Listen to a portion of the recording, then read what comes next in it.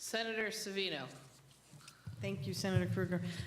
Good afternoon, Commissioner. So while the bulk of the issue with respect to the Cannabis Regulation and Taxation Act, it's written into the revenue bill, the majority of the issue is going to be dealt with tomorrow. But there is something that's going to affect your department.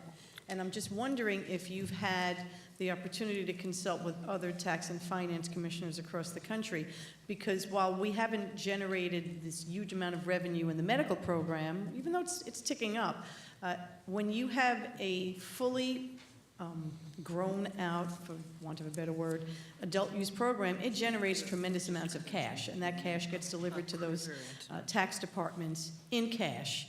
And it can create a tremendous burden on the tax department.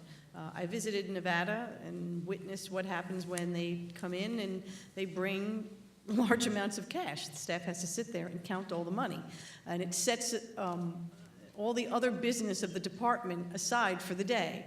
And that includes the collection of sales tax from retailers and the collection of income tax and the calculation of it. Are you prepared for this type of onerous accounting of actual cash? We're preparing to not have to do that. And a big part of that is by having the wholesaler pay it.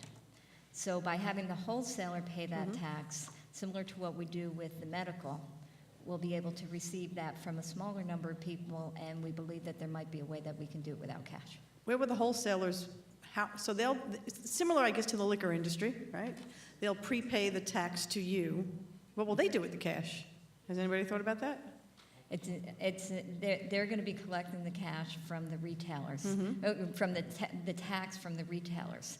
If the retailers can pay them not in cash, you know, if they can pay them through different means, that could be worked out. But for us at the tax department, we're looking to collect from the wholesalers, and we're looking to work it so we don't have to collect the cash, because we have talked to our tax commissioners in other states. In fact, spoke to the Massachusetts commissioner just a couple weeks ago, and he said that they were set up for the cash, you know, all the security and everything, but some of the retailers have found some banks or credit unions that will work with them, and they're able to.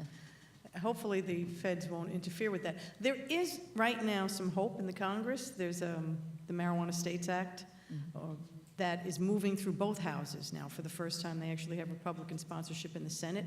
My suggestion is to those of you who are tax commissioners across the country, you should join together and lobby the Congress to pass it. While it would not legalize marijuana or cannabis on the federal level, it would deschedule it for purposes of allowing states that have adopted legal programs to essentially take the foot of the federal government off those states, so it would address the issues of tax and banking and finance and a whole host of issues, and make life a lot easier for the industry and improve circumstances for everyone. So good luck on it. And again, we'll have a much bigger conversation tomorrow about the Cannabis Expansion Act.